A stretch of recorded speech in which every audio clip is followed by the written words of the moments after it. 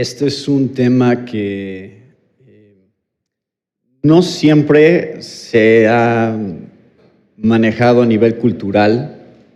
Realmente ha sido una controversia que ha surgido principalmente por ciertos aspectos de la cultura popular, que han tratado de aprovechar estos descubrimientos. Vamos a ver en un momento un poquito más de los detalles de los manuscritos en sí que se han descubierto y más información sobre eso. Nada más quiero regresarme para que veamos de dónde surge toda esta controversia y por qué es que recientemente, bueno, no diría recientemente, en realidad me parece que ya fue como hace unos 20 años que Dan Brown escribió esta novela, El Código Da Vinci. Y eso fue un bestseller, se vendió a nivel mundial y la gente lo estaba leyendo. Y más adelante, no sé qué año es, si alguien puede buscar qué año es, pero me parece que es alrededor del 2000, por ahí, un poquito antes a lo mejor que salió. Más adelante se hizo una película sobre el Código Da Vinci, donde sale Tom Hanks y bueno. Ahora, a lo mejor algunos que están aquí de los jóvenes especialmente ni habían nacido a lo mejor de cuando salió esa película, así que ni están seguros de qué estoy hablando, pero esto es textualmente lo que aparece en la novela acerca de estos evangelios que vamos a estar platicando hoy. Dice, más de 80 evangelios fueron considerados para el Nuevo Testamento y sin embargo solo unos cuantos fueron considerados para ser incluidos. Mateo, Marcos, Lucas y Juan, entre ellos. La Biblia, como la conocemos hoy, fue armada por el emperador pagano romano Constantino el Grande. Constantino comisionó y financió una nueva Biblia que omitía los evangelios que hablaban de las características humanas de Cristo y enfatizó los evangelios que lo mostraban divino. Los evangelios más tempranos fueron prohibidos, juntados y quemados. La Biblia moderna fue compilada y editada por hombres que tenían una agenda política: promover la divinidad del hombre Jesucristo y usar su influencia para solidificar su propio poder. Entonces, eso es lo que aparece en la novela del Código Da Vinci. Claro, hay algunas cosas aquí que no son históricamente correctas, pero el problema es que la justificación era, pues es una novela. Tú puedes inventar lo que quieras si estás escribiendo una novela, pero si la novela toma prestado algunos elementos que sí son históricos y los mezcla con ficción, confunde mucho a la gente. Porque claro, estás leyendo sobre cosas que sí sabes que son ciertas. O sea, esto de los evangelios de Mateo, Marcos, Lucas y Juan y esta idea de más de 80 evangelios fueron considerados para el Nuevo Testamento. Hay algo de verdad ahí, no es enteramente cierto, como vamos a ver en un momento, pero la manera en que se maneja usa elementos históricos y luego dicen, bueno, pero no es enteramente cierto. Entonces Dan Brown, muy astutamente, dice, pues es una novela. Yo puedo, o sea, no me pueden exigir que sea históricamente correcto si estoy inventando una obra de ficción. Pero la gente que lo está leyendo cosas y tratando de asimilarlas y entender qué es lo que es verdad y qué es lo que no es cierto. Y para la mayoría de personas esto causó muchísima confusión. Inclusive cristianos que jamás habían escuchado acerca de esto y que no saben cómo se armó el Nuevo Testamento, no saben cuál fue el proceso del canon del Nuevo Testamento, que sí se habló sobre eso, ¿no? En el conversatorio de inerrancia. Es correcto, y ahí si hay alguna duda acerca de esto, también los animamos a que por favor vayan a revisar el último conversatorio, donde también se mencionó un poco acerca de esto. Yo me estoy brincando aquí ahorita ya muchas cosas porque sé que lo han hablado en los últimos 2 días. tanto Richard como Joe ya hablaron mucho acerca de todas las corrientes filosóficas que están detrás de cuestionar al Jesús de la Biblia. Así que no estoy regresándome a todo eso, me estoy yendo ya directo a la controversia aquí. Bueno, esto es lo que aparece en la novela del Código Da Vinci. Ahora, alguien que ya mencionaron, tanto Richard como Joe, varias veces apareció, y se deben de familiarizar con este nombre porque es alguien que creció, es muy interesante esta historia. Él creció en un hogar cristiano, él tenía toda la influencia como cristiano y fue a una universidad cristiana, estudió bajo maestros cristianos este tema el canon bíblico, la crítica textual, y empezó a cuestionarse todo el tema de si la Biblia era confiable o no.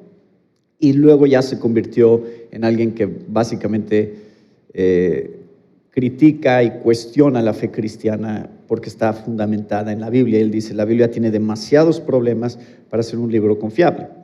Y él es Bart Ehrman. Entonces, familiarícense con él. Richard hasta lo citó como alguien que a veces nos defiende en algunas cosas cuando ya están demasiado sin fundamento los argumentos en contra de la Biblia y del cristianismo, pero en general es alguien que ha ganado mucha popularidad y ha escrito libros que se han convertido en bestsellers, porque claro, ha cuestionado la fe cristiana y ha cuestionado la Biblia de una manera, desde un ángulo académico.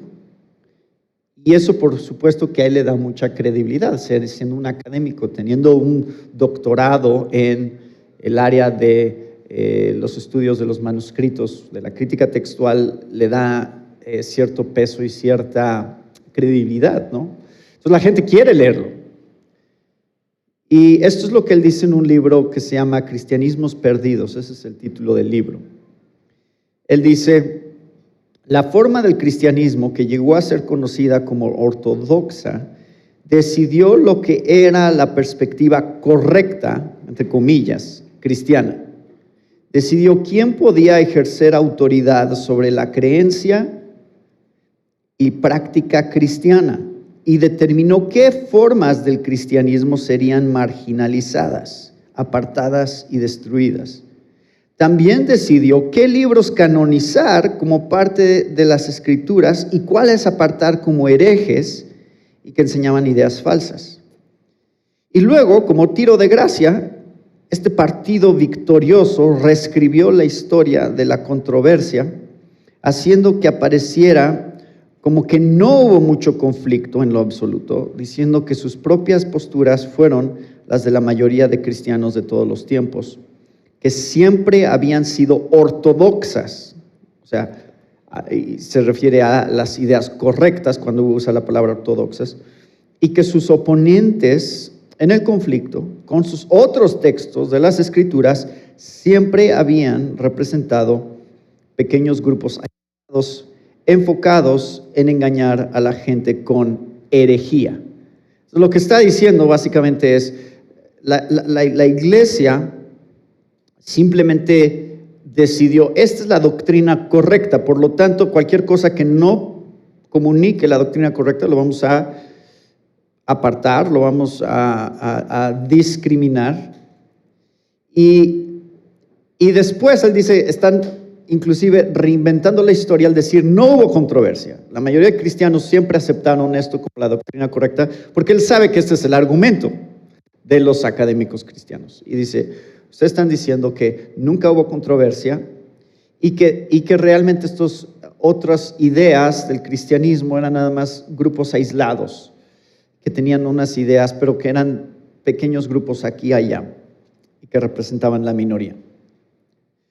Bueno, vamos a analizar qué sí sabemos. Esto es un resumen de un académico acerca de los libros gnósticos, pero vamos a ver en dónde tiene razón, en dónde está cambiando un poco la información, en dónde está exagerando, analizando de una manera objetiva y sencilla los evangelios gnósticos. ¿Qué son estos evangelios? ¿De dónde vienen? ¿Qué dicen?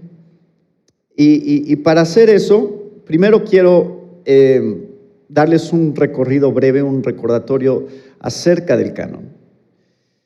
¿Por qué se estableció el canon? Tres razones aquí que pueden ver por qué era importante establecer un canon. Y ustedes saben, canon es simplemente esta idea de medida, de cómo determinar lo que es correcto. Entonces, el canon establece los libros canónicos, que sería una referencia a libros que son inspirados por Dios. Y vamos a ver un poquito más sobre eso en un momento. Pero en la historia de la iglesia, número uno, siempre han habido herejías. Entonces, estas herejías las podemos encontrar desde el Nuevo Testamento, claramente. Juan, por ejemplo, habla de los anticristos. En Primera de Juan especialmente. ¿Quién es el anticristo? Dice Juan. El que niega que Jesús es el Cristo. O sea, el que es anticristo, ¿no? Ese es muy simple el término en realidad. Pero ya había gente oponiéndose a la doctrina que enseñaban los apóstoles desde el Nuevo Testamento. Entonces, habían herejías crecientes. Ahora, ¿cuál era la diferencia en el tiempo de los apóstoles? Que ahí estaban los apóstoles. Ellos podían corroborar lo que efectivamente Jesús había enseñado. Decir, miren, nosotros estuvimos ahí, esto es lo que Jesús dijo, esto es lo que Jesús enseñó. Ellos tenían autoridad, como vamos a ver en un momento, en cuanto a las características de los libros canónicos. Ellos tenían autoridad apostólica. Y a lo largo de, estoy juntando aquí la última razón, que es, en algún momento, los apóstoles ya murieron. Y entonces, ¿qué hacen los cristianos una vez que los apóstoles han muerto? Necesitamos recopilar, necesitamos estar seguros de qué es lo que enseñaron los apóstoles. Número uno, para combatir las herejías que cada vez iban creciendo más y más. Entonces, en los primeros siglos de la iglesia, por ejemplo, les voy a decir uno de los primeros herejes que surgió ya después de los apóstoles. Marción, ya iba a decir otra palabra, ¿verdad? Marción. Él aparece alrededor del año 144 y él está defendiendo otra manera de ver las escrituras, que es el Dios del Antiguo Testamento es un Dios y el Dios del Nuevo Testamento es otro Dios. Eso es lo que está diciendo este hombre. Entonces, bueno, esa idea todavía existe, ¿verdad? Hay gente que todavía vería la Biblia así como el Dios del Antiguo Testamento es juez y es malo y se aira y castiga. Y luego ya aparece el Dios del Nuevo Testamento y como que ya cambia de actitud y dice, no, mejor ama a tus enemigos, mejor vamos a hablar de gracia y perdón. Entonces, esta idea surgió desde, en este caso, 144, tratando de decir que ciertos libros de la Biblia, o sea, lo que estaba haciendo Marción era decir, mejor hay que deshacernos del Antiguo Testamento en general y ya nada más quedarnos con el Nuevo Testamento. Eso es lo que él estaba abogando. Y él decía que Pablo era el único predicador con la verdadera palabra de Dios. Así que él arma su propia Biblia. Él ve el Antiguo Testamento como inferior y su canon de Marción consistía del Evangelio de Lucas con ciertos ajustes y 10 de las epístolas paulinas. No incluye las epístolas pastorales y tampoco incluye Hebreos. Entonces, él es uno de estos primeros personajes que trata de empezar a armar un canon con las cartas y la información que ya se estaba circulando a los apóstoles, diciendo, no, estas son las que a mí me gustan. estas son las que van de acuerdo a mi entendimiento del cristianismo. Entonces, este desarrollo es una de esas cosas que empujó a la iglesia hacia buscar un reconocimiento formal del canon del Nuevo Testamento, porque cuando los herejes empiezan a publicar sus puntos de vista y establecer sus propios cánones, se convierte en una prioridad para la iglesia refutar estas herejías al publicar, ¿verdad?, genuinas ediciones del canon y definir lo que la iglesia en general considera como libros inspirados por Dios y autoritativos para la fe cristiana. Entonces pueden ver la presión que esto sería para la iglesia, ¿verdad? O sea, si ustedes están escuchando que gente dice ciertas cosas, ¿cómo refutan eso? Tienen que tener algo que digan, miren, aquí está la autoridad apostólica dada por Dios de lo que Dios dijo a través de Jesús, y esto es lo que creemos. Por lo tanto, si está diciendo estas herejías, sabemos que son herejías porque contradicen la enseñanza apostólica. Entonces, esa es una cosa que presionó hacia establecer un canon. La otra cosa fue la persecución romana. Esto, en los primeros siglos de la iglesia, ustedes saben que los cristianos sufrieron persecución, sufrieron encarcelamiento y hasta la muerte adivinen por qué. Muchas veces por poseer escrituras cristianas. Entonces, si me van a matar por tener estos documentos, por lo menos que sean los verdaderos documentos, ¿no? Que sean los que sí comunican realmente lo que enseñó Jesús. O sea, no voy a dejar que me maten por algo que quién sabe quién lo escribió y quién sabe si realmente es autoritativo en cuanto a esto es lo que Dios quiere de mí. Entonces hubo presión por la misma persecución que tenía que ver con cristianos poseyendo las cartas paulinas o poseyendo los evangelios o cosas que promovieran el cristianismo. Si te descubrían con ese tipo de documentos, te encarcelaban o te mataban. Entonces, pues vas a buscar junto con tu iglesia estar seguros de que estas cartas que ustedes están compartiendo son cartas que genuinamente tienen autoridad apostólica y que están comunicando verdad. Estas verdades de esta carta son las verdades por las que estoy dispuesto a morir. Estas otras, que quién sabe quién las escribió. Entonces, eso empezó a crear presión para la iglesia en establecer un canon. Y esto se los digo, es importante porque sí había obras complementarias que empezaron a surgir, además de los libros canónicos. Vamos a verlo en un momento, pero sí había otras obras que estaban siendo escritas de doctrina. O sea, ustedes tienen una mesa de libros ahí atrás.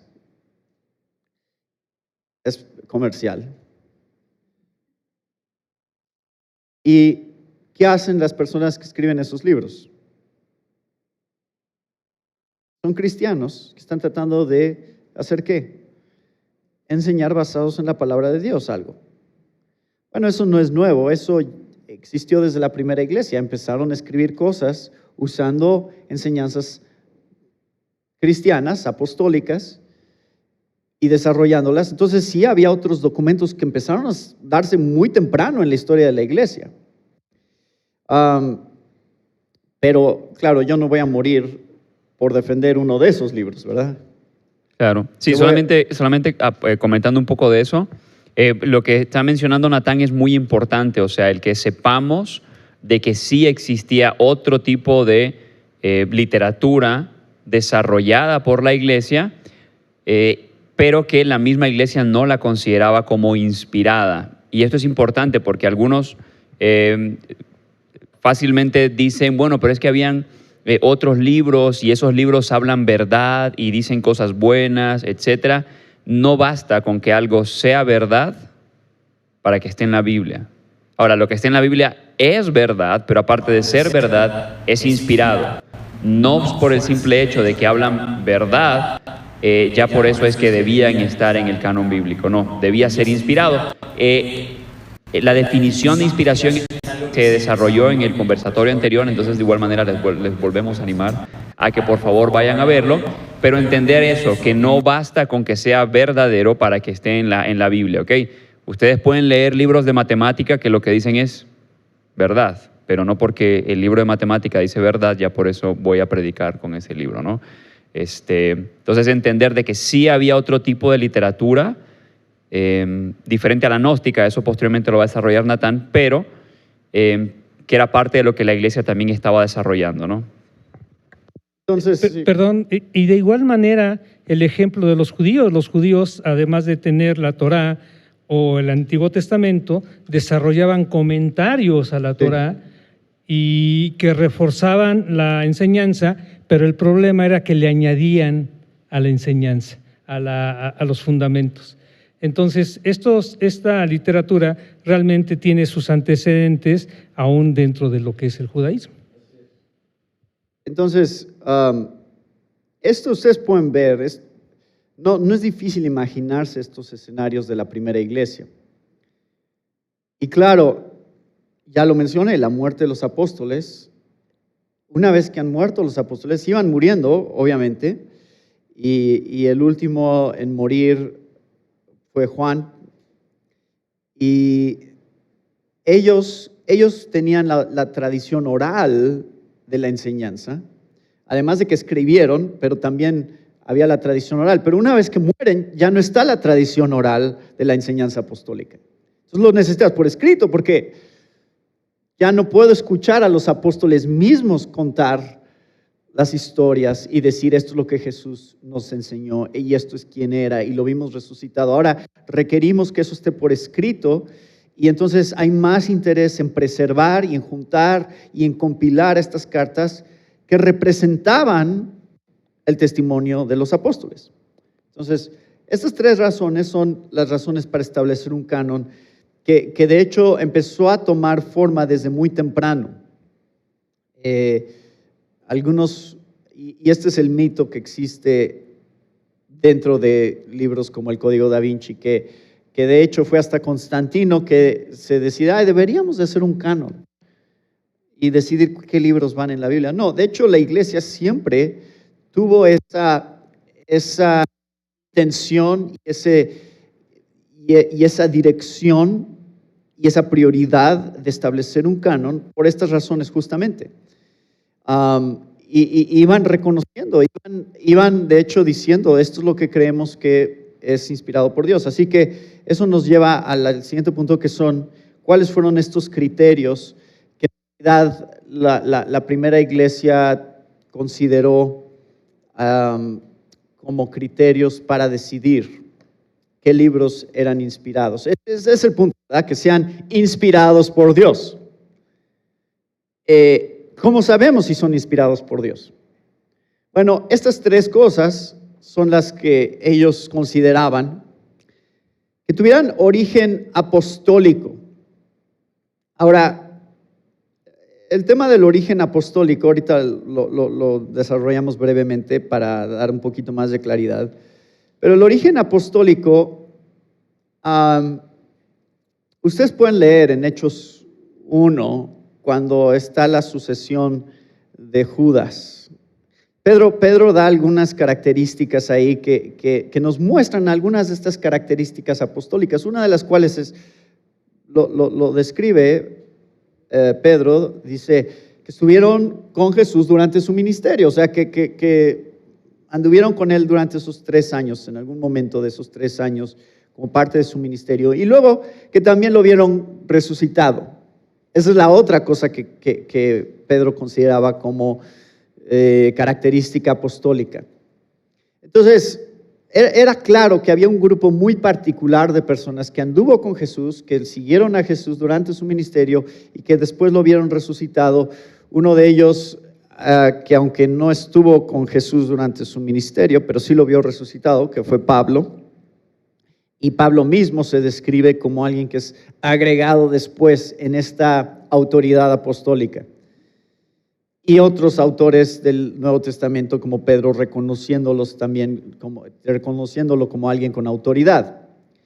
Pero no era nada más que fueran apóstoles, sino que en algunos casos, como en el caso de Lucas, que tuvieran relación con los apóstoles, es decir, que estuviera validado su testimonio por los apóstoles. Entonces Lucas sabemos que anduvo con Pablo, estuvo con él durante muchos de sus viajes misioneros y fue básicamente su doctor personal, y registró todo lo que sucedió durante el tiempo de la primera iglesia y registró el ministerio de Pablo de una manera muy detallada. Entonces había esta cercanía, lo cual le da el sello de aprobación apostólica. O sea, Lucas tiene la autorización de Pablo de escribir desde una perspectiva apostólica, porque está tan cercano a un apóstol. Lo mismo con Marcos, por ejemplo. Entonces tenemos Lucas y Marcos, que no serían apóstoles, pero Marcos se considera que habría estado muy cerca del apóstol Pedro y que su evangelio tenía toda la influencia y aprobación de Pedro, y que él es el que está detrás de mucho de lo que Marcos está diciendo. Entonces tienes el origen apostólico, Santiago y Judas como hermanos de Jesús y obviamente como parte también del círculo de apóstoles, o sea, conviviendo con ellos y estando en una relación muy cercana con ellos. ¿Y testigos de la resurrección? Y testigos de la resurrección.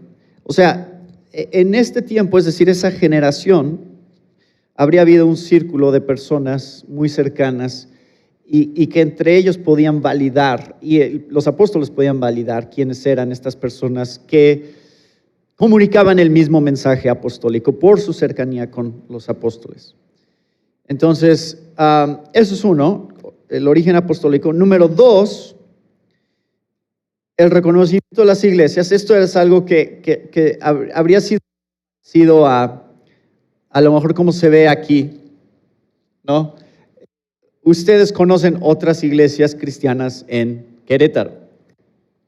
Y ustedes platican con esas iglesias en Querétaro. Hace poco estuvimos en Gracia Soberana. O sea, hay buena relación entre estas iglesias. Ustedes como que se reconocen entre ustedes como iglesias de sana doctrina. Recomendar y decir, miren, no somos la única iglesia en todo Querétaro que enseña la Biblia. Hay otras.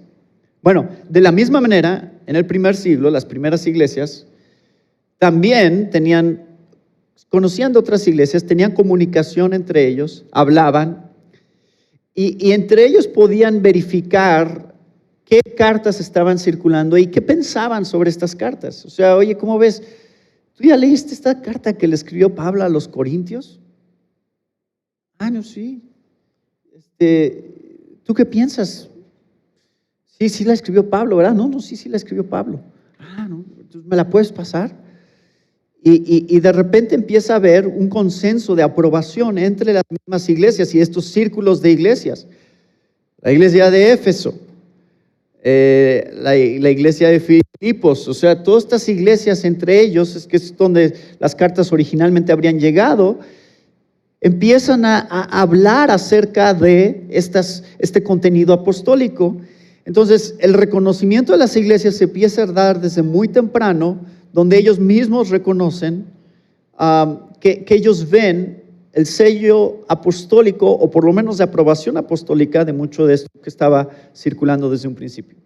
La otra cosa, la tercera cosa que es importante es el contenido del libro. ¿Por qué? También todas estas iglesias ya están formando una doctrina, ya están formando un credo sobre lo que creen como iglesia. Una declaración doctrinal que ustedes tienen, ¿no? Como iglesias van a decir, esto es lo que creemos. Y eso está basado en lo que ustedes saben que los apóstoles enseñaron.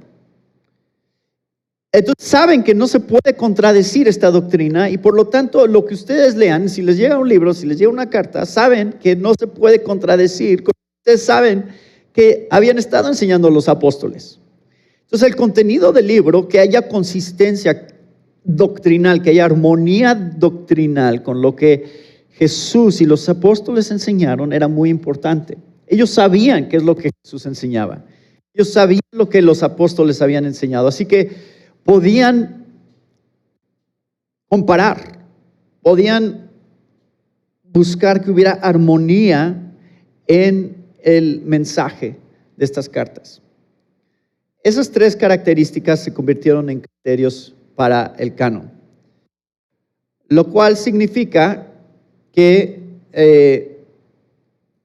más adelante, si surgían cartas más adelante, ya no iban a calificar, aunque cumplieran con el contenido, no iban a calificar una vez que murió el último apóstol y las personas cercanas a los apóstoles, ya no se puede agregar ninguna carta al canon. ¿Por qué?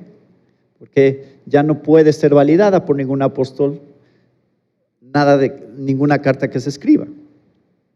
Entonces, ¿cómo funcionó los libros del Nuevo Testamento? Bueno, primero, los evangelios, Mateo, Marcos y Lucas, fueron aceptados como canon muy temprano en la iglesia, sin mucha controversia. Realmente fue una de las primeras, esos tres evangelios son los primeros que tuvieron recibimiento y aprobación universal de parte de la iglesia.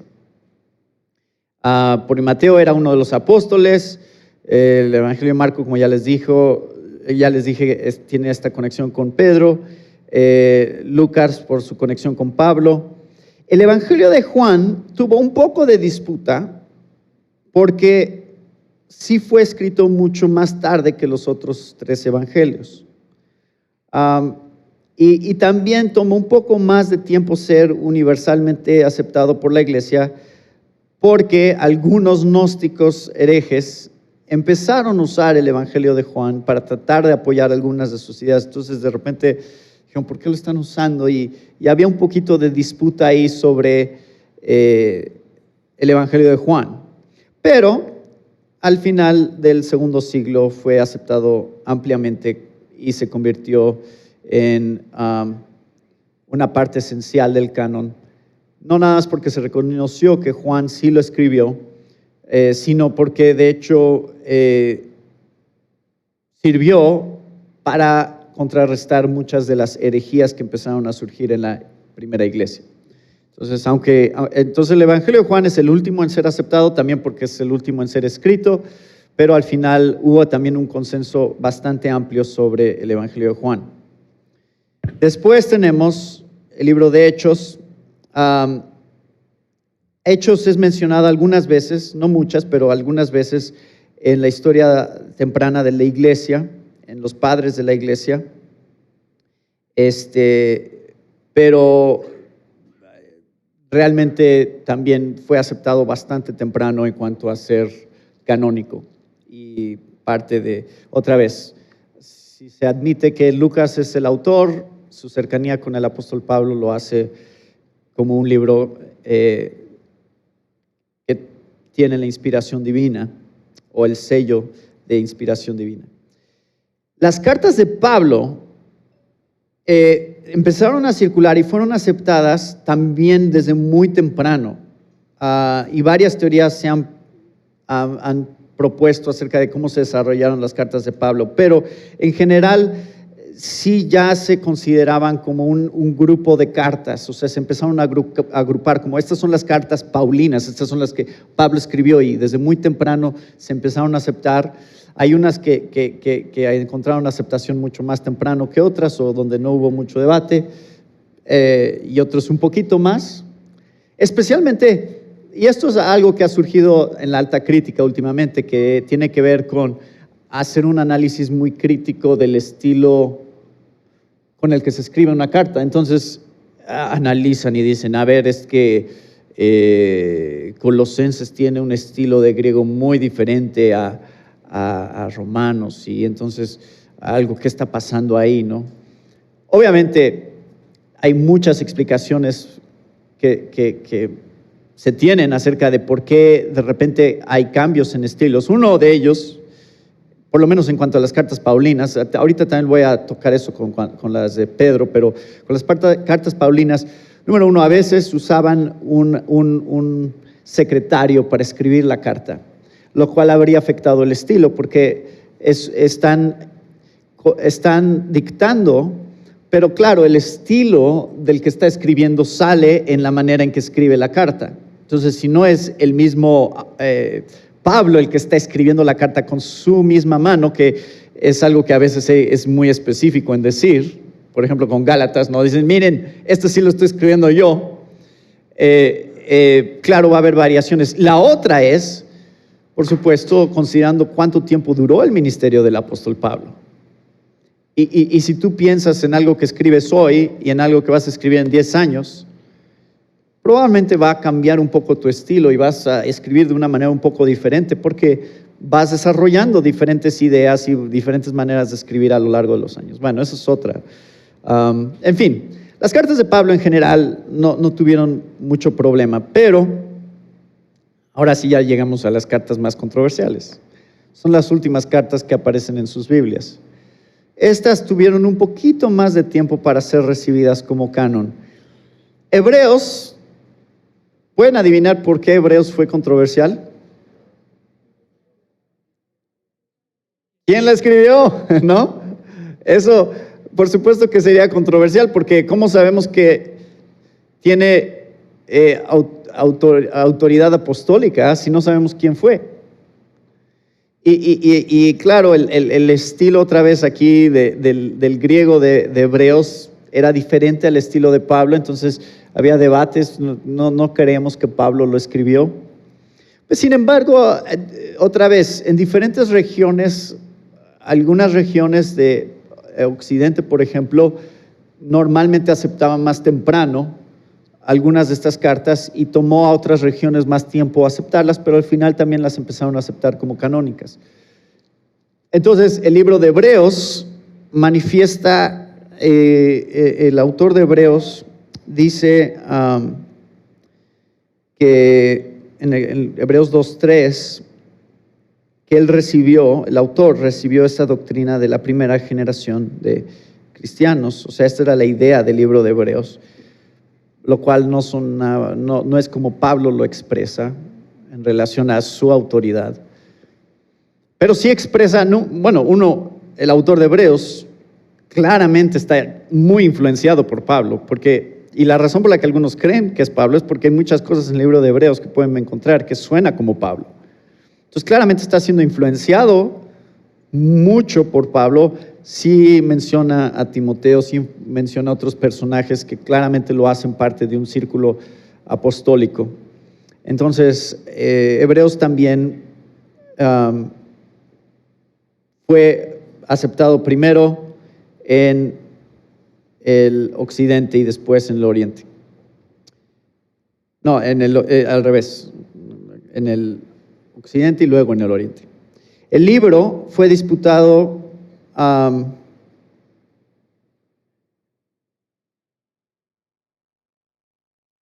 por un tiempo, después no hubo ningún problema. Luego tenemos Primera y Segunda de Pedro.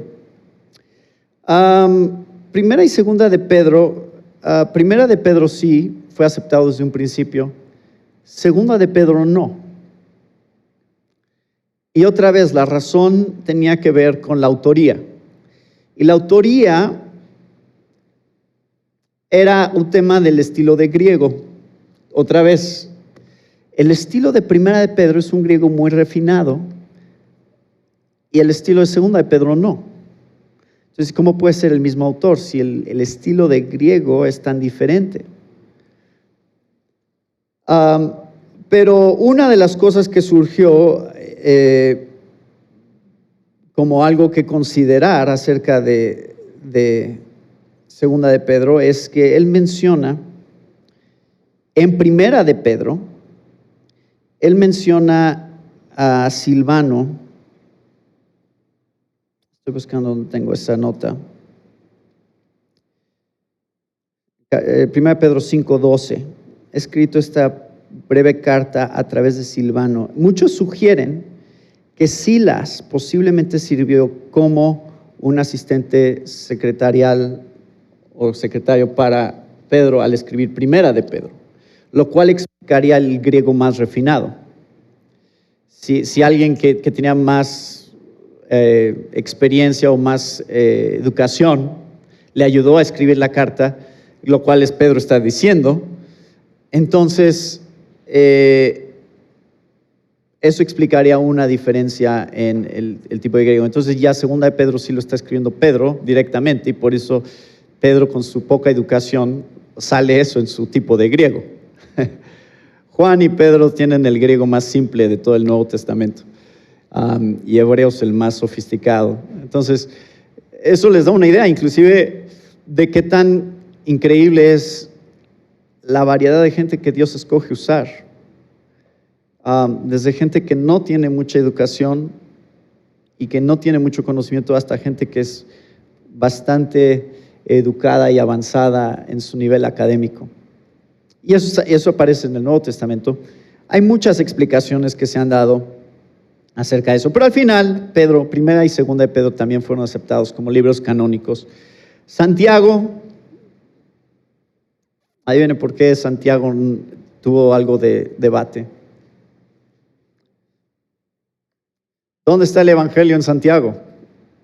No habla de la crucifixión, no habla de la justificación. Bueno, eso es parte del debate, ¿verdad? O sea, ¿está el Evangelio realmente el mismo Evangelio que predica Pablo en Santiago? Martín Lutero tuvo un poco de problema con eso. Dijo, este es como un libro de paja, ¿no? Ya después como que recapacitó y dijo, no, bueno, sí está bien, ¿no? O sea, hay que aceptarlo también.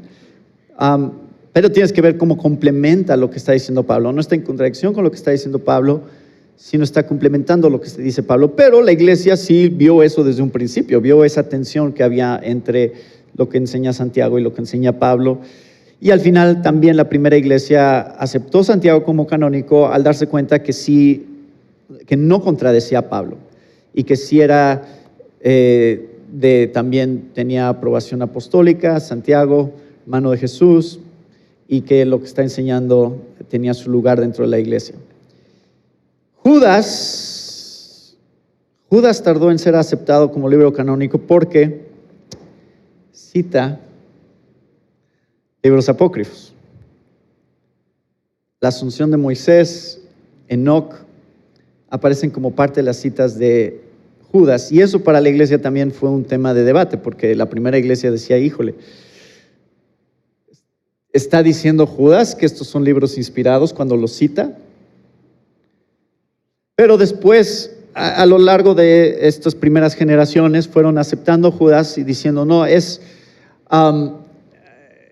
Judas está usando esas citas de Enoc, de la asunción de Moisés, como ilustraciones para los puntos que está tratando de desarrollar en la carta. No está diciendo que son inspirados. Y si, aun que esas citas fueran inspiradas, está reconociendo que partes de estos libros apócrifos sí tienen veracidad como de parte de Dios. No significa que todo el libro tenga que ser inspirado por Dios. Que por cierto, ninguno de esos libros, de todas maneras, que cita Judas, están en la lista de libros apócrifos de la Biblia católica, así que tampoco justifica. Yo sé que también ya hablaron de eso, ¿verdad? Los libros apócrifos, pero bueno. Bueno, en realidad es bueno que se toque eso porque no se habló, por ejemplo, en el conversatorio de la inerrancia tanto acerca de libros apócrifos, así que esto es importante. Y por eso aclarar, o sea, que los autores estén de repente haciendo citas porque consideren veracidad en algún concepto, no significa inmediatamente que ya lo que están citando es inspirado. Por ejemplo, Pablo cita a poetas griegos en el discurso de Hechos capítulo 17. ¿Qué quiere decir? De que estos poetas como tal lo que ellos dijeron era inspirado. No, en realidad estaba utilizando lo que los poetas habían dicho para apuntar a algo superior. Sirven como ilustración. Exactamente. Sí, digo, eso es todo. No, ni siquiera hemos llegado todavía al tema de hoy, ¿verdad? Entonces, por eso tenemos que recorrer esto rápido. Nada más que me divierto hablando de esto, entonces, por eso puede ser largo. Pero nada más es un panorama histórico de cómo se dio el canon. Finalmente, la Iglesia sí aceptó estos libros como canónicos. Hubo disputa.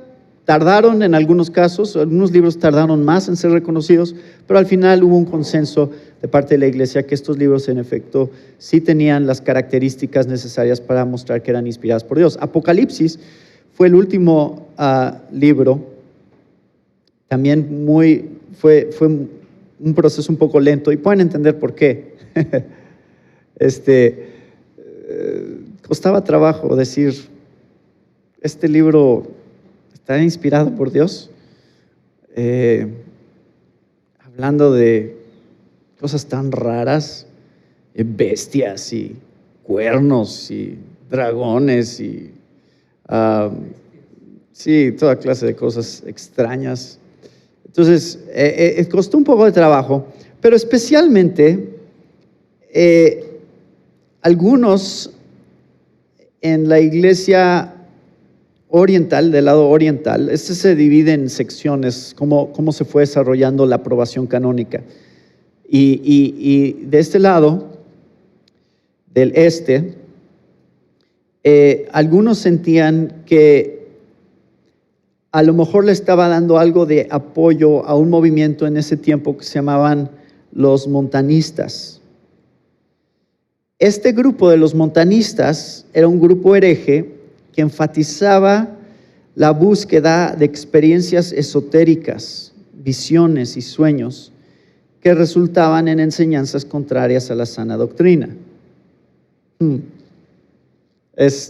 No quiero hacer alusión a otros movimientos, pero estas experiencias esotéricas estaban muy cuidadosas, cuidado con decir que visiones y experiencias así sobrenaturales te están llevando a tener revelación doctrinal. Entonces, por eso pensaban, Apocalipsis podría estar dándoles apoyo a su tipo de herejía. O sea, pues mira, Juan se fue llevado al cielo y mira, te voy a mostrar estas cosas y nosotros también experimentamos estas visiones como Juan. Entonces, ellos sentían que a lo mejor los montanistas iban a tomar Apocalipsis como un pretexto para sus enseñanzas. Pero al final igual la iglesia decidió que en realidad Apocalipsis no apoyaba la doctrina y la práctica montanista y fue aceptada también en la iglesia del este como un libro auténtico de parte de Juan, del apóstol Juan, que era parte de la revelación y que era o sea que realmente sí complementaba el mensaje del Nuevo Testamento, inclusive cómo termina la Biblia. O sea, es claro que Dios está guiando este libro para traer un cierre en relación a cómo empieza la Biblia, ¿no? ¿Cómo empieza la Biblia? Con un huerto, con una creación perfecta. Y te das cuenta, los primeros 2 capítulos, solamente los primeros 2 capítulos de la Biblia y los últimos 2 capítulos describen una creación sin pecado, como la realidad del mundo. Y eso es como empieza y cómo termina. Y eso es, hay algo ahí que la iglesia también empezó a reconocer y dijeron, no, sí, creemos que Apocalipsis es un libro inspirado por Dios. Entonces, esto es en cuanto a los libros canónicos. Por otro lado, tenemos libros considerados pero no recibidos. Y nada más voy a mencionarlos brevemente, no nos vamos a meter en contenido, pero tenemos Didache, así se dice. Didache o Didache. Depende de qué tan familiarizados con los idiomas, ¿verdad? de Bajé. Bueno. El pastor de Hermas, Primera de Clemente y las cartas de Ignacio.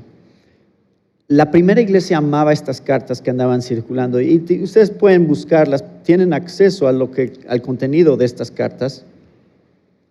Estas cartas tenían un contenido ortodoxo, o sea, sí coincidían doctrinalmente con el resto del Nuevo Testamento en general. Por eso son útiles de leer, porque estás leyendo lo que creían los cristianos del primer siglo. Y es increíble poderlas leer y decir, sí, nosotros creemos eso también. Entonces, ¿por qué no están incluidas en el canon? Muy simple la razón. Son cristianos de segunda y tercera generación. O sea, no apostólicas. Eso es muy sencillo. Sí son ortodoxas en su contenido, pero no son apostólicas en su autoría. Y eso lo reconoció la iglesia. Entonces, aunque hubo algunos cristianos que querían que estuvieran incluidas porque pues las estaban estudiando y leyendo y las amaban tanto que decían, ay, ¿por qué no las incluimos? Pero no, decían, no, es que sí tienen que ser apostólicas o dentro de esta primera generación de cristianos. Estos ya son segunda, tercera generación. Pero yo los invito a que investiguen más sobre estas cartas, las lean, porque les garantizo, va a ser de ánimo. O sea, el saber que nuestra fe es una fe histórica y que yo puedo leer algo que se escribió hace casi 2000 años dentro de las primeras generaciones de cristianos y que puedo ver su fe ortodoxa siendo explicada y que yo diga, ¿esto es mi fe también? O sea, tienen que ustedes, eso tiene que ser de ánimo para la iglesia hoy al pensar lo que creemos nuevo. Y eso es lo que siempre ha creído, toda la iglesia cristiana siempre ha creído la misma doctrina. Entonces, ahora sí. Evangelios gnósticos. Entonces ya vimos qué es lo que pasó con los evangelios gnósticos, con los evangelios canónicos, cómo se dio la aceptación de estos libros a lo largo de los primeros siglos de la iglesia. Lo que sucedió, hace rato estaba buscando esto, pero ya no me acordaba, pero es Cartago.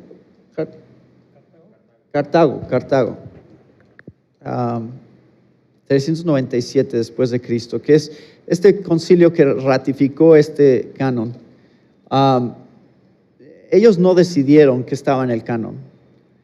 Ellos solamente reconocieron lo que la iglesia ya había venido diciendo por varios siglos. No crean que los concilios establecieron el canon. Los concilios sabían bien cuáles eran los libros. Inclusive, una de las pruebas está en que Atanasio, unos 30 años antes del concilio de Cartago, ya había dado una lista de los 27 libros del Nuevo Testamento. De hecho, hasta el escrito Muratorio del segundo siglo también ya da fe de esos libros recibidos por parte de la iglesia como inspirados. Entonces sí, efectivamente, los concilios no eran para elegir los libros, eran para confirmar lo que ya estaba autorizado por las iglesias antes de ellos, ¿no? Antes de esos concilios. Así es. Pero ¿qué te parece, Natán, si damos un break?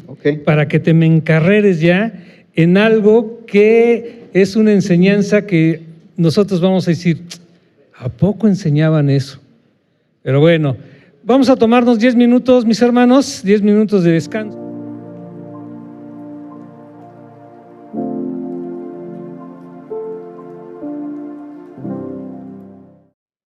Bueno, ¿de dónde surgen los evangelios gnósticos? En 1945, en Egipto, fueron descubiertos los textos Nag Hammadi. Y esto es mucho de lo que se sabe acerca de los evangelios gnósticos, aunque sí hay alusiones de repente a ellos, especialmente, así como los padres de la iglesia citan los evangelios canónicos o los libros canónicos. También de repente citan libros que andan por ahí circulando ya y entonces hacen referencia a ellos, y eso sí aparece históricamente. Entonces a veces había algunos libros de los que se sabía, pero no con el mismo grado de precisión como ahora, que han salido a la luz muchos textos. Claro, y aclarar también que los citan no necesariamente... sí, no necesariamente de manera positiva. Sí, claro. Sí, a veces dicen, no les hagan caso, ¿no? Sí. Y miren, es parte de la conclusión a la que vamos a llegar, pero tiene que ver con, no es nada nuevo el que haya filosofías tratando de competir con el cristianismo, tratando de confundir a la gente usando elementos del cristianismo. Eso siempre ha existido, existe hoy. Entonces, nada más quiero mostrarles algunos algo de lo que sabemos aquí. Hay tres categorías de lo que se encontró en Nag Hammadi. Fragmentos identificados con Jesús como tema central. Claro que estos fragmentos son muy, muy pequeños, o sea, son partes muy, muy breves. Se identifica que están hablando de Jesús, pero no hay mucha información de estos fragmentos. Hay 3 evangelios que existen en descripciones de padres de la iglesia, eso es de lo que estaba hablando hace un momento, pero no hay copias. Entonces citan, de repente hay 3 que aparecen por ahí que no sabemos. Esto es lo que sabemos, son el Evangelio de Hebreos, el Evangelio de los Ebonitas, el Evangelio de los Nazarenos. Y ni siquiera se sabe, por ejemplo, el Evangelio de los Hebreos no se sabe ni siquiera qué es, o sea, es decir, no tenemos copias de esos. Entonces, pero se mencionan, entonces, pues claramente había otros evangelios ahí circulando, pero ni siquiera sabemos su contenido. También hay evangelios de la infancia, incluyendo el protoevangelio de Santiago, el evangelio de la infancia, o sea, el evangelio de Tomás de la infancia, hablando de la infancia de Jesús, el evangelio de Pseudo-Mateo. Entonces, estos agregan algunos eventos a la infancia de Jesús, supuestos eventos de la infancia de Jesús, y también tienden a tratar de exaltar el rol de María. Entonces, estos evangelios datan del segundo siglo hasta el sexto siglo. Entonces, vamos a leer algo de ellos en un momento, pero nada más para que tengan una idea, estos ya son posteriores. También está el evangelio de Nicodemo, que es un evangelio de la pasión, y también es llamado los Hechos de Pilato. Justino refirió acerca de ellos, entonces se piensa que es más o menos del cuarto siglo. A ver, voy a ir un poco más rápido aquí porque hay mucha información, pero tenemos el Apocalipsis de Pedro, el apócrifo de Santiago, apócrifo de Juan, que ese es el más importante de las copias de Nag Hammadi. Diálogo del Salvador, el Evangelio a los egipcios, el Evangelio de María Magdalena, el Evangelio de Pedro, el Evangelio de Felipe, el Evangelio del Salvador, el Evangelio de Tomás, que es el más famoso, el Evangelio de Tomás, que contiende, el Evangelio de la verdad, hipostasis de los acrons, interpretación del conocimiento. Bueno, es una lista larga, ya el Evangelio de Judas está al final. Menciono esto porque aún buscando dentro de todos estos manuscritos, más o menos aparecen aquí, creo que son 39 libros adicionales que podríamos considerar que hablan algo relacionado a la vida de Jesús. Lo que es interesante es que Dan Brown en el Código Da Vinci menciona 84. Entonces algo está medio exagerado ahí, o sea, sí hay muchos, pero 39 no es 84. De alguna manera inflaron o exageraron el número de libros adicionales. Yo tengo aquí la lista completa de todos los libros que aparecen y que hay disponibles y que se sabe, incluyendo algunos que no tenemos copias. Y aún así son 39 solamente. Entonces, bueno, creo que es una exageración. Entonces vamos a ver algo del contenido de estos evangelios. ¿Qué dicen en realidad? Primero tenemos el evangelio de Pedro. Estoy tomando los más famosos, o sea, los que tienen mayor evidencia y que se han vuelto más populares dentro por ejemplo, el Código Da Vinci usaría estos como ejemplos, ¿no? Mira, está el evangelio de Pedro o el evangelio de María Magdalena. Entonces vamos a ver el evangelio de Pedro, el de María Magdalena, el de Judas, el apócrifo de Juan y el evangelio de Tomás. Esos son los que quiero brevemente analizar con ustedes para ver qué contienen.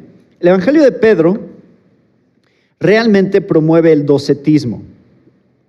Entonces, fue adoptado en estos grupos docetistas que distinguían entre Jesús en la carne y el Cristo espiritual que habitaba dentro del Jesús en la carne. Esta era la idea del docetismo. Y entonces, realmente, en la última parte del segundo siglo, la asociación con esos grupos llevó a que prohibieran que se leyera en las iglesias, pero porque se dieron cuenta, esto no es ortodoxo, esto no es doctrinal, lo que estamos leyendo acerca de Jesús en el evangelio de Pedro. Hay varias características que surgen dentro de este evangelio. Uno es falta de conocimiento de tradiciones judías, se vuelve muy evidente en este evangelio. Número 2, una serie de testigos directos del momento en que está resucitando Jesús, lo cual es contrario a los evangelios canónicos. Y otra cosa acerca del evangelio de Pedro que es un poquito rara, por decirlo de una manera amable, es que sale un Jesús de la tumba que llega hasta las nubes, o sea, su cabeza toca las nubes. Y, o sea, entonces como un tipo Godzilla, ¿no? Pero Jesús, y no es nada más que sale de la tumba, sino que la cruz viene atrás de Jesús, saliendo también de la tumba. Y no nada más sale la cruz detrás de Jesús, sino que la cruz habla. Entonces contesta algunas de las preguntas ahí que surgen en el momento de la resurrección. Entonces, ustedes pueden ver que algo raro está pasando con esa descripción. Número 1, que no coincide con los evangelios canónicos. Claramente es otra descripción completamente diferente. Una cosa es que te digas, fueron 2 mujeres o 3 mujeres, o sea, detalles así, pero en general es la misma descripción del mismo evento, con pequeñas modificaciones en la manera en que se está describiendo.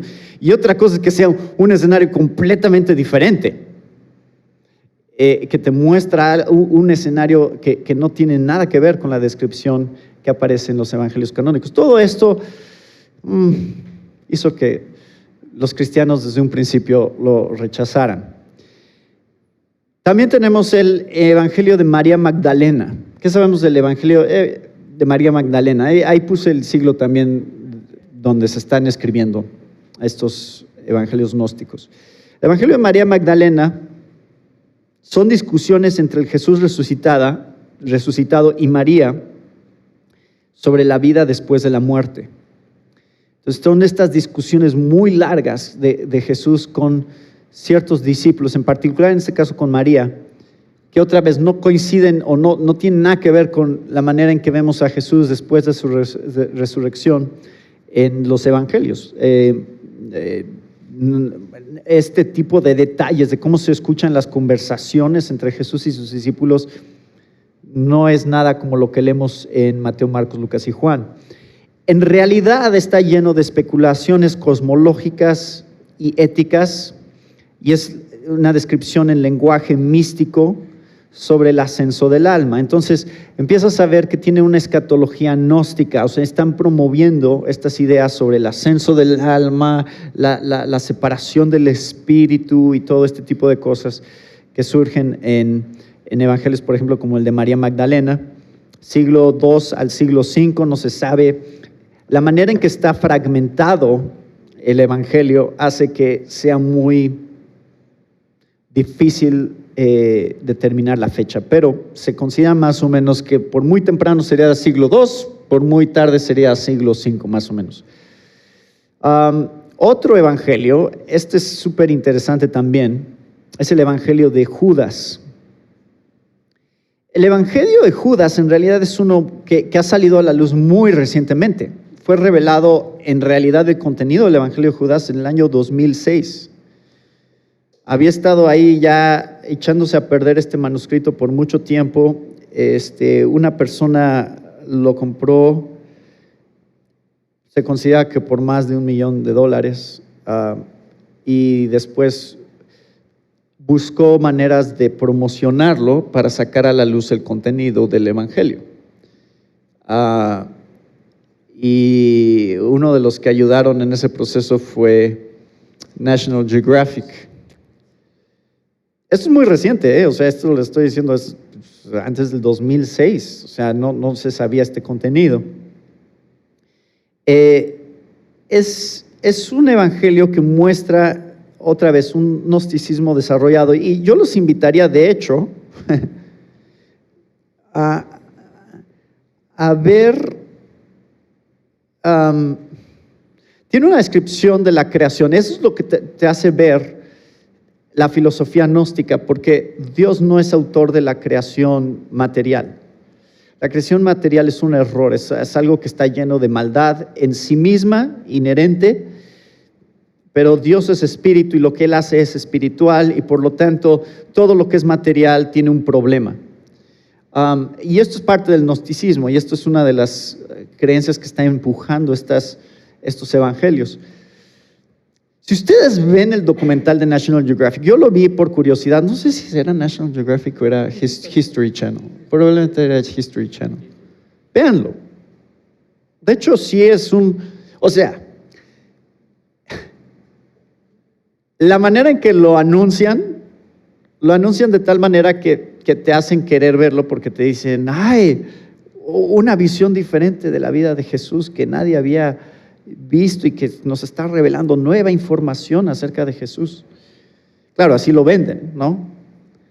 Ya lo ves y te describen, y el evangelio de Judas habla de Judas no en una manera negativa como los evangelios canónicos, sino de una manera positiva.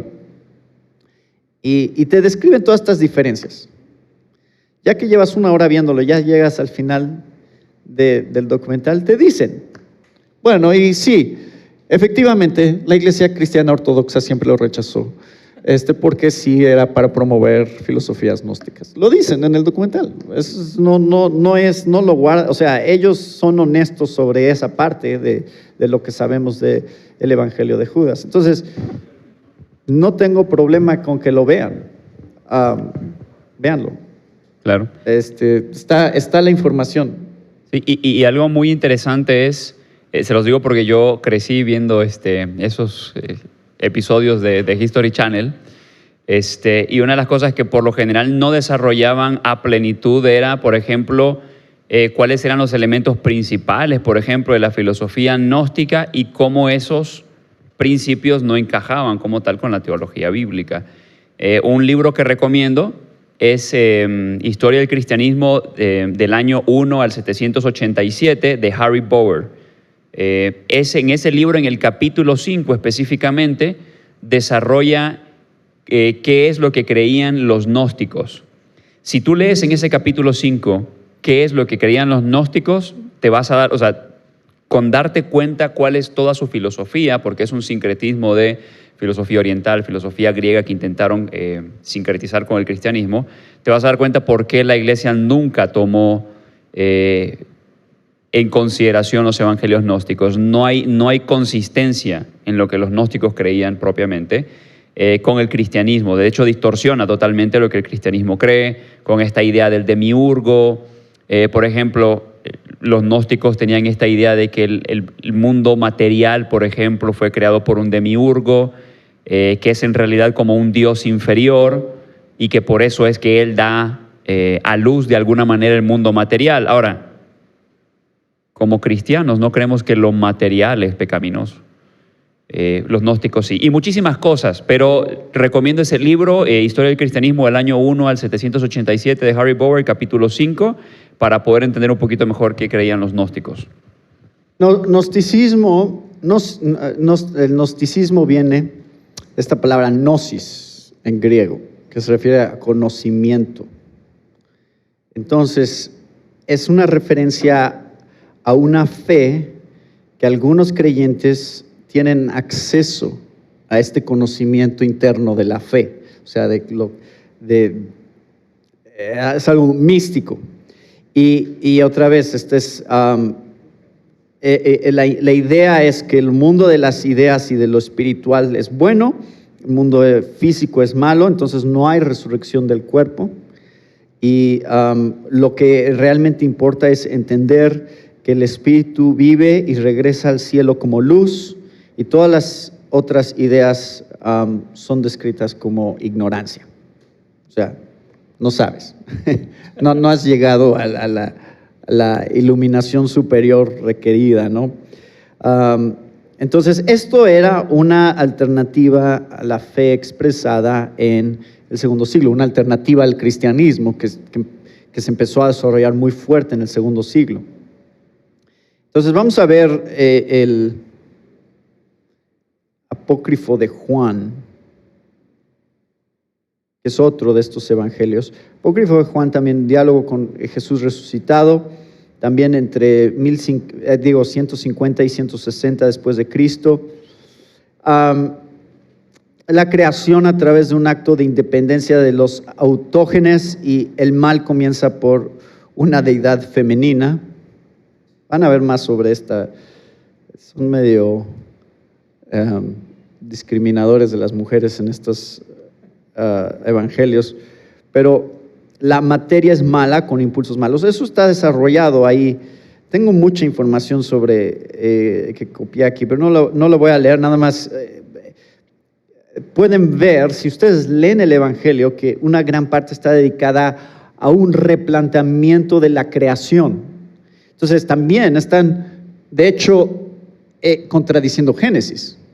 O sea, no es nada más que están contradiciendo la visión de Jesús de los evangelios. De hecho, están replanteando la creación del mundo y cómo se da la creación del mundo, porque desde ahí ya tienes un conflicto con el gnosticismo y el cristianismo.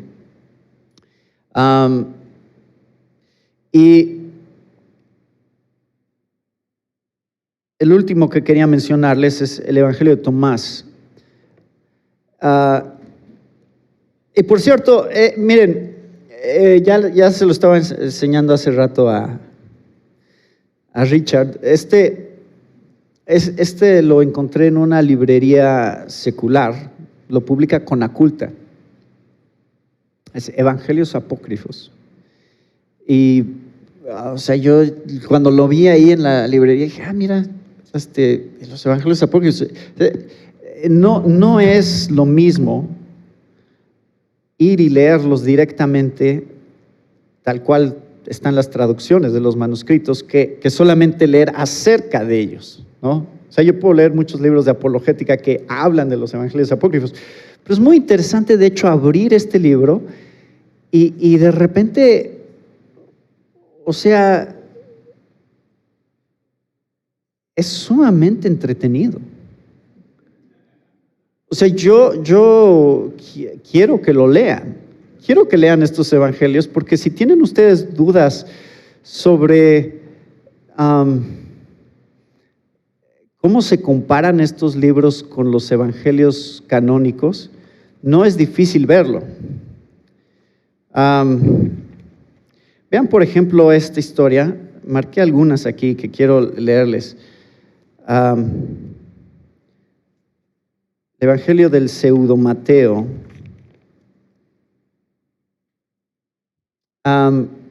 Jesús en medio de los leones. Hay un camino que sale de Jericó y que va hacia el Jordán, en el lugar por donde pasaron los hijos de Israel, y donde se dice que se detuvo el arca de la alianza. Y Jesús, siendo de edad de 8 años, salió de Jericó y fue hacia el Jordán. Y había al lado del camino, cerca de la orilla del Jordán, una caverna en que una leona nutría a sus cachorros. Y nadie podía seguir con seguridad aquel camino. Jesús, viniendo de Jericó y oyendo que una leona tenía su guarida en aquella caverna, entró en ella a la vista de todos.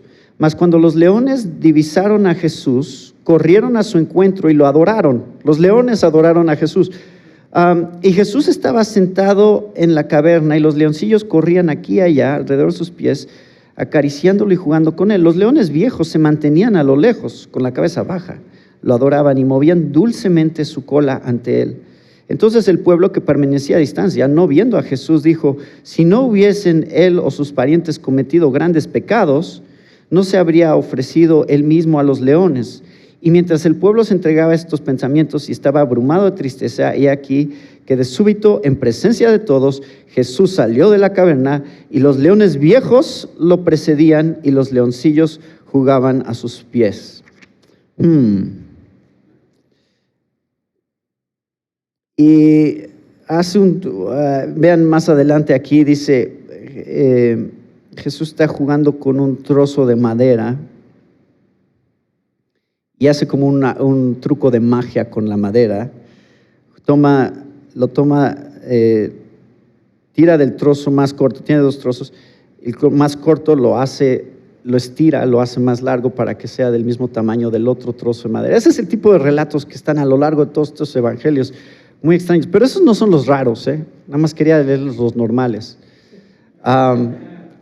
Estos son completamente, a lo mejor puedes decir, no, sí, pues a lo mejor Jesús sí jugó con unos leoncillos, ¿no? En una caverna.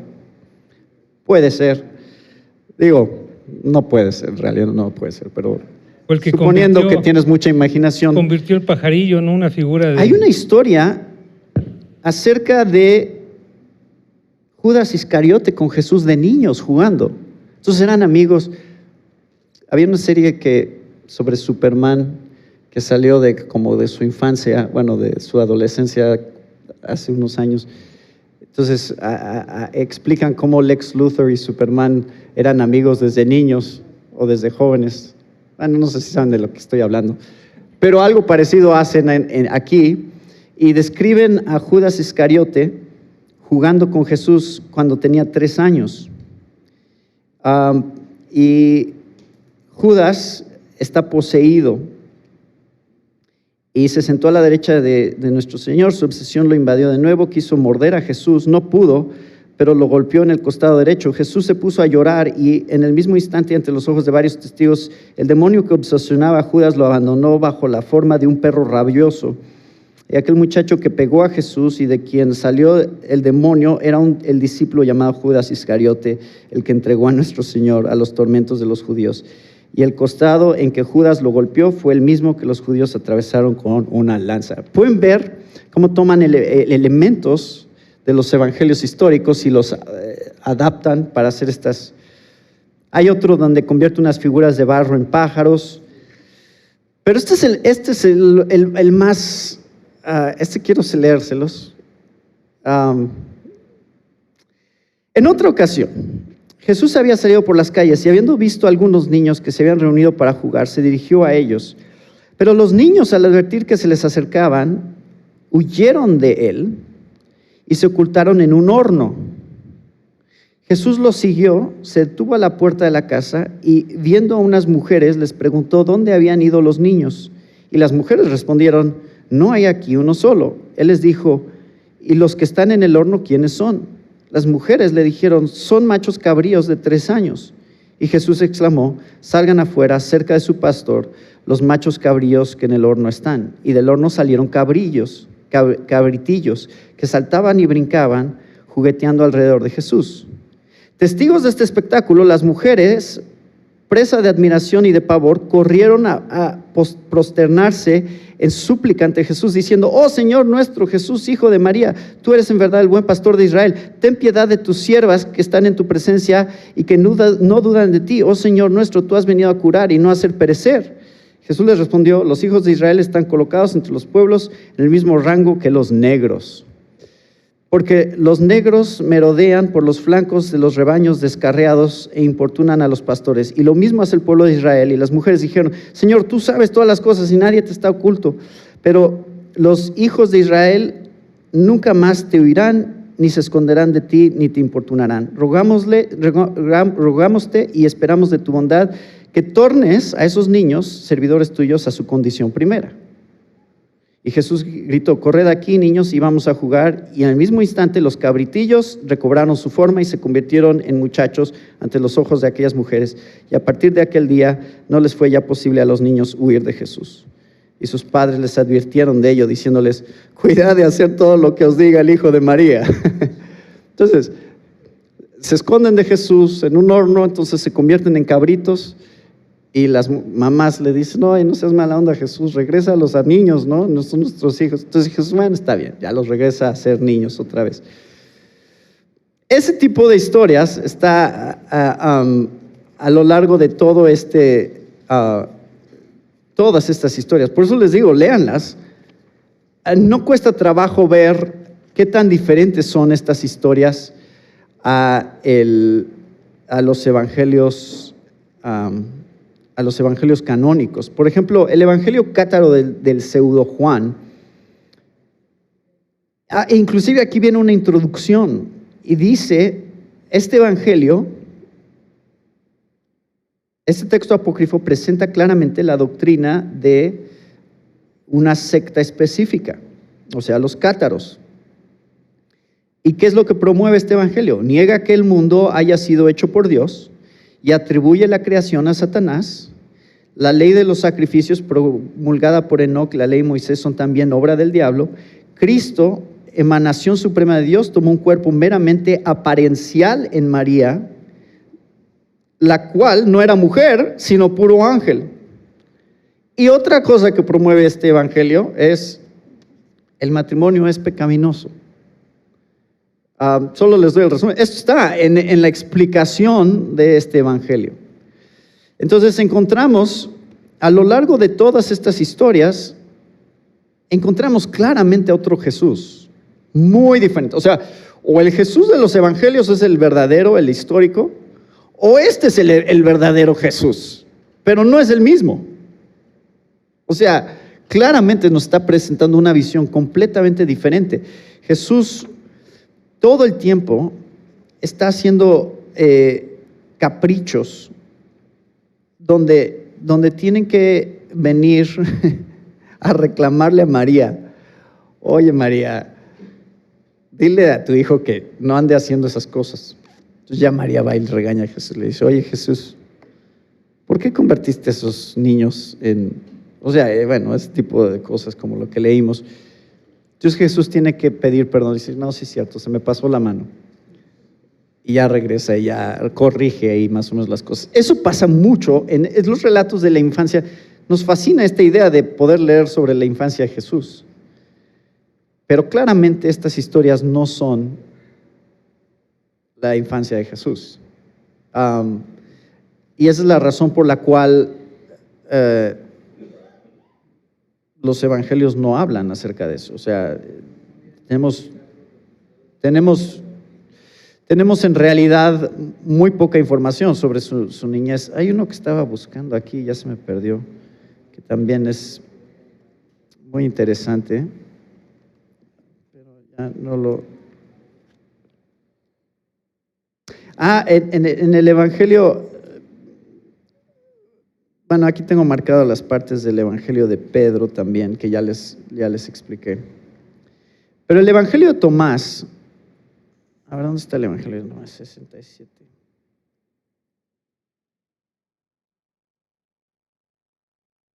Déjenme ver dónde está el evangelio de Tomás. Ese es el último que quiero mostrarles. 6. En realidad,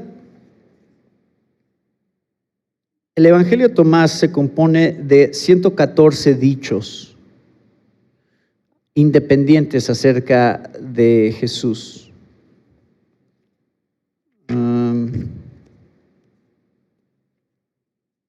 Espérenme tantito, es que ya se me perdió aquí.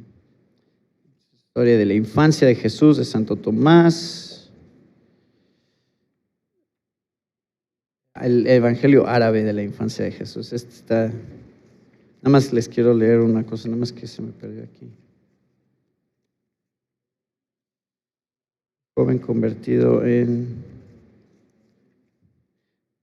Espérenme atento, sí vale la pena, ¿eh? De barro, no, eso es lo que leí. Como verán, está promoviendo mucho la lectura aquí Natán, y pues es parte del deber de todo creyente tener estas partes. Hay veces que les tenemos miedo a esos libros. Sí, no, o sea, esto es completamente, les digo, yo los animo a que los lean. Ya se me perdió lo que les iba a leer, pero bueno, es una de esas historias otra vez donde Jesús es muy evidente que están tratando de presentar a Jesús desde un ángulo donde comete errores y se equivoca y tiene que pedir perdón y se enoja y tiene estos problemas, inclusive tiene problemas de ira muy serios en estas historias. Pero en el Evangelio de Tomás tenemos esos 114 dichos independientes de Jesús y algunos sí son tomados de los evangelios canónicos, o sea, claramente están siendo copiados directamente y otros. Entonces, cada dicho se tiene que evaluar independientemente porque no sabemos, o sea, parece ser que hay algunos que sí son confiables y cerca fuentes confiables y otros que no. Y hay varias muestras que el Evangelio de Tomás está promoviendo filosofías gnósticas. Entonces, por ejemplo, en el Evangelio de Tomás leemos que Jesús dice, dentro de cada persona de luz hay luz. Y obviamente estas ideas las vas contrastando por ejemplo, con Juan, el Evangelio de Juan, donde Jesús dice, yo soy la luz. Empiezan a ver estos contrastes. En el Evangelio de Tomás, Jesús revela a los discípulos que ustedes son del reino y al reino regresarán.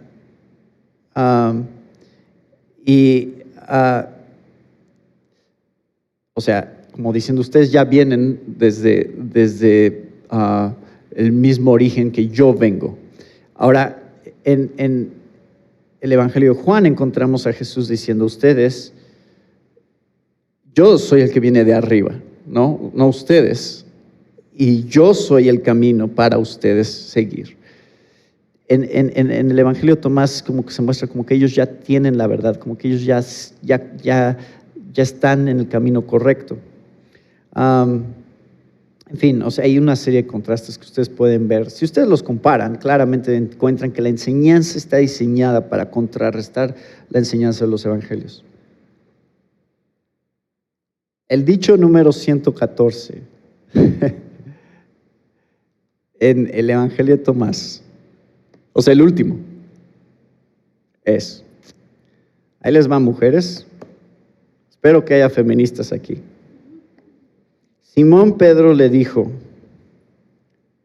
deja que María nos deje, porque las mujeres no son dignas de la vida. Jesús le dijo, yo mismo la guiaré para convertirla en hombre, para que ella también pueda convertirse en un espíritu viviente que se parezca a ustedes los hombres. Porque cada mujer que se convierta en hombre entrará en el reino del cielo.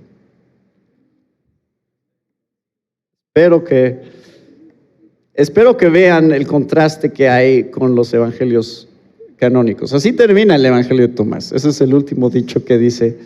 Es una conversación entre Pedro y Jesús, menospreciando realmente a María por ser mujer. Ahora, pueden ver estas filosofías claramente buscando en el segundo siglo y a partir del segundo siglo, buscando promover sus propias filosofías gnósticas. Y la mejor manera de hacerlo es usando nombres apostólicos para darles credibilidad. Entonces están tomando prestados estos nombres de los apóstoles para decir, para generar interés en lo que están escribiendo. De otra manera no los leerían. Entonces, genera interés en nosotros, ¿no? O sea, si yo dije Evangelio de Tomás, pues si Tomás era uno de los apóstoles, entonces, claro que quiero leer lo que escribió Tomás, ¿no? No sé qué escribió. No es Tomás el que lo está escribiendo.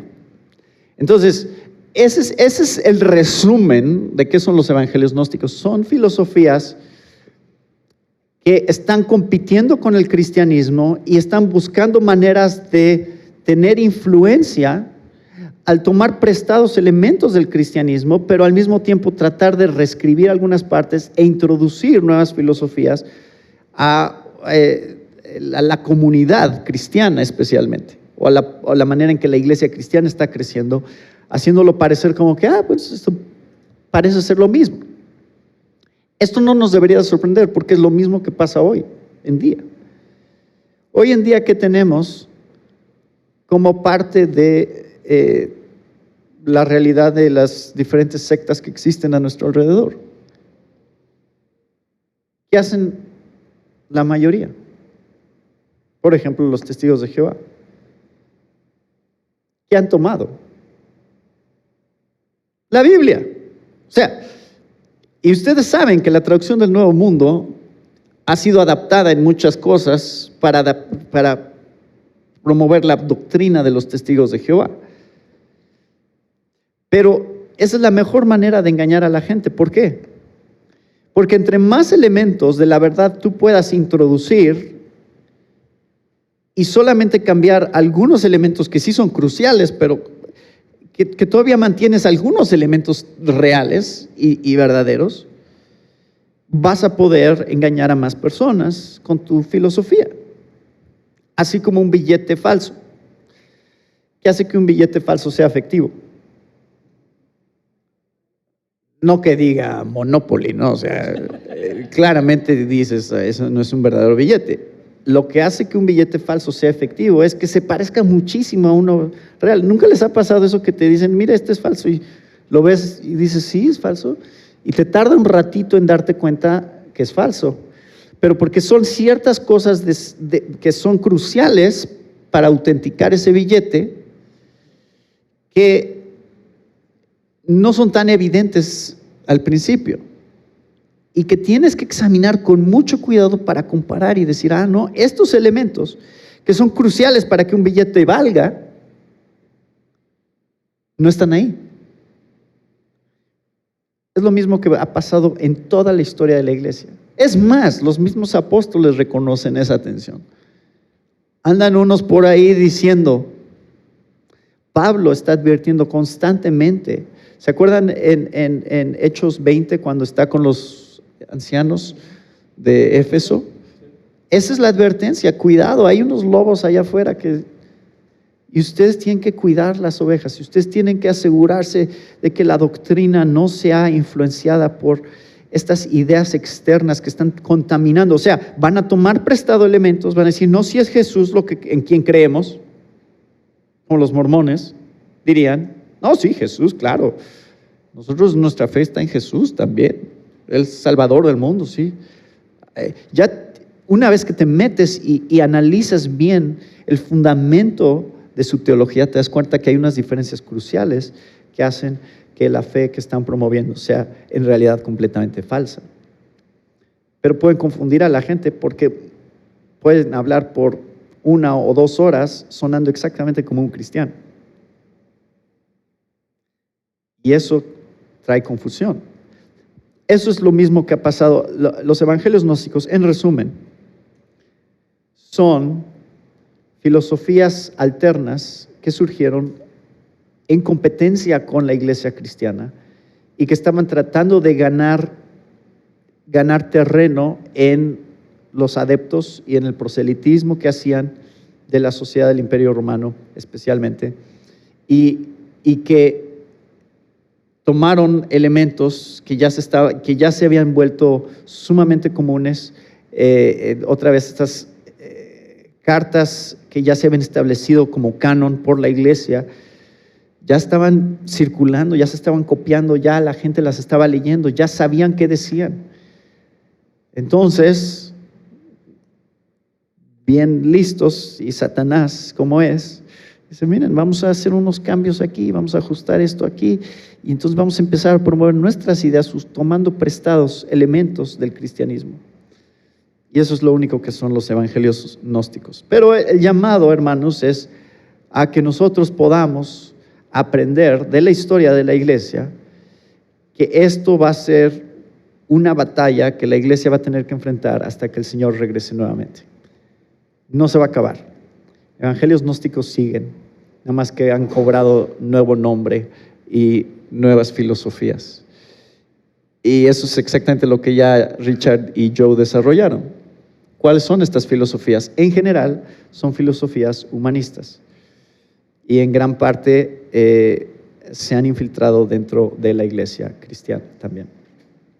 Inclusive, Natán, estos libros apócrifos o gnósticos sirven aún de material para justificar algunas de las costumbres que, por ejemplo, tiene la religión católica, ¿no? Por ejemplo, en uno de estos evangelios viene que los nombres de los reyes magos eran Melchor, Gaspar y Baltasar. Y suena coherente porque eran reyes del Oriente. Lo más seguro es que hayan sido descendientes de los persas. Y los nombres son persas. Entonces tú dices, pues sí, es correcto que los tres reyes magos se llamen Melchor, Gaspar y Baltasar porque corresponden a reyes o magos del Oriente, ¿no? Entonces, toman esa información y nos la dan como válida, y yo estoy seguro que aún aquí algunos creen en los reyes magos y en Melchor, Gaspar y Baltasar, porque damos por sentado de que la religión utiliza datos que desconocemos para que nosotros podamos estar ciertos de que ese es el dato necesario, ¿no? Y yo creo que una buena reflexión de todo ello es, hermanos, es de que todo esto nos hace ver el gran panorama que necesitamos conocer. Porque, como se mencionaba, el gnosticismo, si bien fue más fuerte en la época apostólica, pero no era nuevo. No era nuevo. Aún desde Platón y Aristóteles surgían esas cosas. No recuerdo quién de los dos proponía que todo lo material era malo y lo espiritual era bueno. De ahí tenemos la confusión de que si somos tripartitos o bipartitos, que esa es materia de otro conversatorio, ¿o poco no? Porque todavía en la cristiandad hay quienes aseguran que somos tripartitos porque un pasaje de la Biblia lo dice, pero hay otros que dicen no, eso viene de una filosofía griega. Interesante, ¿no? Ahí te lo dejo de tarea. Claro, sí, de hecho, en la materia de antropología se menciona un poco acerca de dónde viene la idea de las distintas posturas, bipartito, el monismo, tripartito, bipartito y monismo, o sea, todo eso se desarrolla en la materia de antropología, así que los animamos a que por favor se metan a la materia de teología sistemática. Y te falta cuatripartito. Algunos dicen hasta pentapartito, ¿no? Pero la idea es de que desarrollamos de dónde vienen todas esas ideas en esa materia. Entonces, mis hermanos, pues como verán, hay mucho que estudiar. Aquí Natán tiene otros buenos libros que nos va a hacer favor de mencionar como una buena guía, porque si nos paramos en un estante de tantos libros decimos, órale, ¿y cuál de estos, no? Entonces, Natán, hay uno, quería recomendarles para que lean un poco más acerca de esto.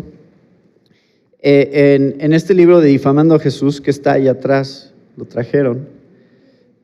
Hay un capítulo sobre el Evangelio de Judas.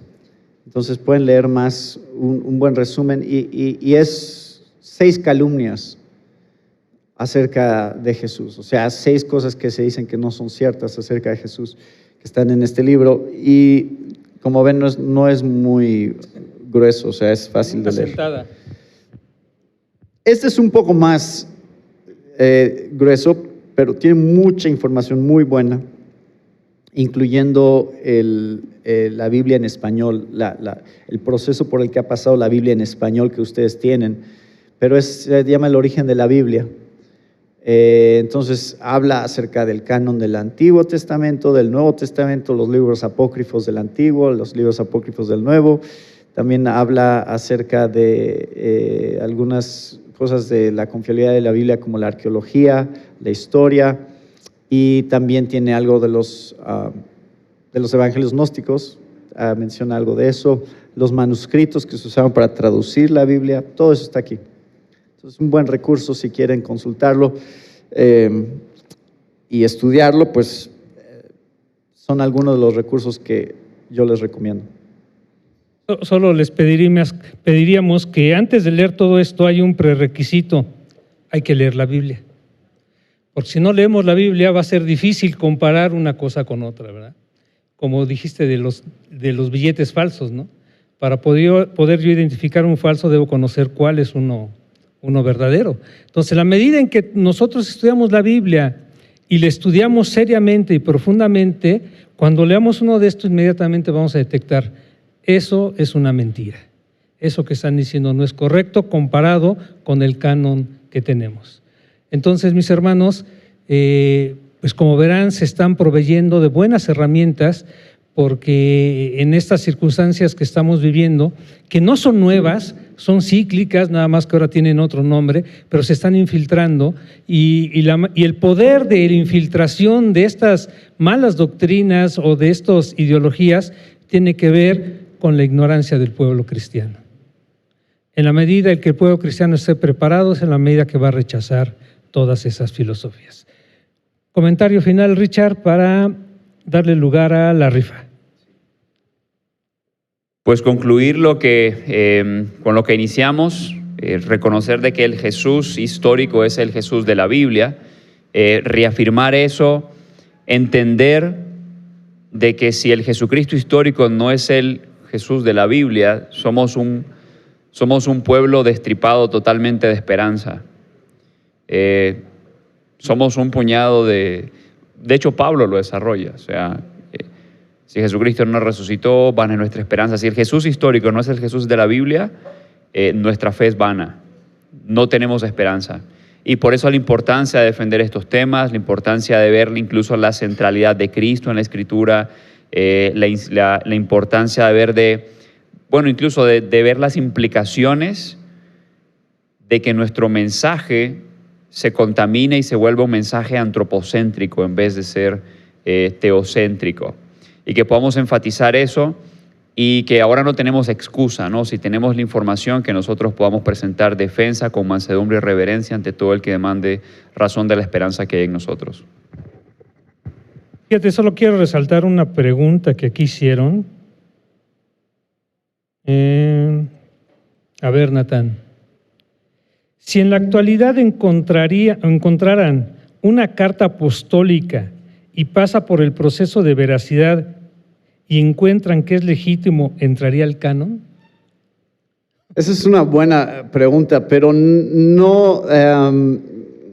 En primer lugar, creo que por la providencia de Dios, Él ha permitido que las cartas que tenemos acceso sean las cartas que providencialmente terminaron en el canon. Sabemos que Pablo escribió otras cartas que por alguna razón no hay acceso a esas cartas, se han perdido. Entonces sí sabemos que hay otras cartas apostólicas. Sin embargo, creo que providencialmente Dios permitió que las únicas que permanecieran y las únicas que tenemos acceso en los manuscritos, de hecho, sean las canónicas. Sí. Sí, y de hecho, porque vi la pregunta, puse un comentario ahí a la hermana que preguntaba eso. recordar de que una de las cosas que mencionaba Natán es de que uno de los elementos que se consideró es la apostolicidad. ¿Cómo podríamos nosotros corroborar la apostolicidad de un texto que fuera encontrado hoy en día, ¿no? O sea, la iglesia del siglo XXI no está capacitada para decir, bueno, es que este es apostólico, habían testigos, ¿no?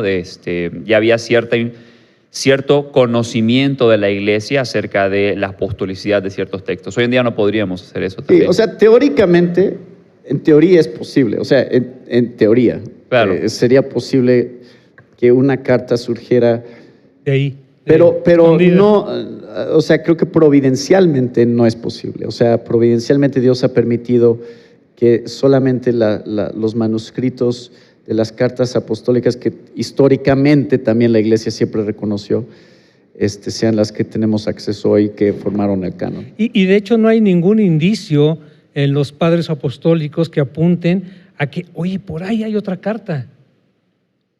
Y que las iglesias pudieran estar mencionando, oye, ¿y esta carta? Por lo menos no que estuviera en amplia circulación. Exactamente. O sea, otra vez hay otra carta a los Corintios que existe, ¿no? Pero no tenemos acceso. ¿O la carta a la Odisea? O la carta a la Odisea, sí, exacto. Entonces sí sabemos que hubo otras cartas que escribió Pablo, por ejemplo, pero no, otra vez, ya no habría evidencia de esas cartas, pero es providencial. O sea, creo que Dios ha dirigido esa parte de la historia de una manera soberana. Habría más dudas que certezas. Sí, sería muy difícil corroborar, como dice Richard, que de hecho sí es la carta, ¿no? que escribió Pablo. Muy bien. Pues un comentario final, Natán, alguna reflexión sobre todo lo que acabas de decir.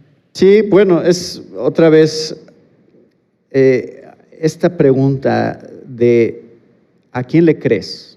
O sea, históricamente ponemos nuestra fe en la gente porque la historia no se puede comprobar científicamente. El Jesús histórico no lo podemos comprobar y científicamente no, porque es historia, sucedió en algún momento, no tenemos una máquina de tiempo para regresar y ver a Jesús y decir, sí, ese es Jesús, ¿no? Lo único que tenemos es el testimonio de personas que lo vieron. Y tú tienes que decidir si le crees a esas personas o no. O sea, ¿es confiable su testimonio, sí o no? Cuando comparas los evangelios gnósticos con los evangelios canónicos, tienes que decidir cuál testimonio parece ser el más confiable realmente acerca del Jesús histórico.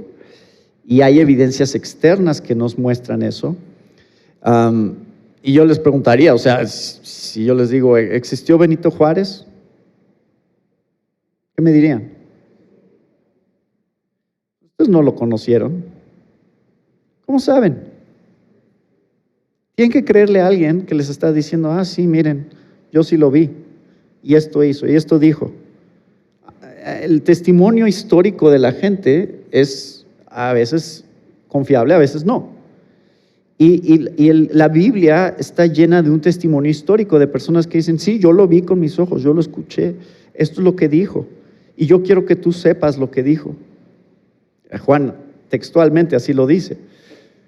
¿Para qué? Para que tengas vida eterna, porque el mensaje que él tenía era un mensaje de vida eterna, él estaba hablando de parte de Dios.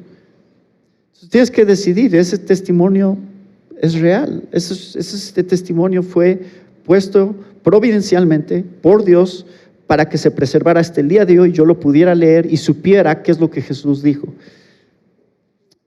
Y eso es, en parte tiene evidencia histórica y en parte también es un paso de fe que damos de decir, sí le creo a Juan. Juan creo que es un testigo ocular, confiable de lo que Jesús dijo e hizo, y también Marcos y Mateo y Lucas. Entonces ahí es una decisión que todos tomamos sobre ponernos debajo de la autoridad bíblica, que no es una autoridad que la iglesia le impuso, sino que es una autoridad que la iglesia reconoció.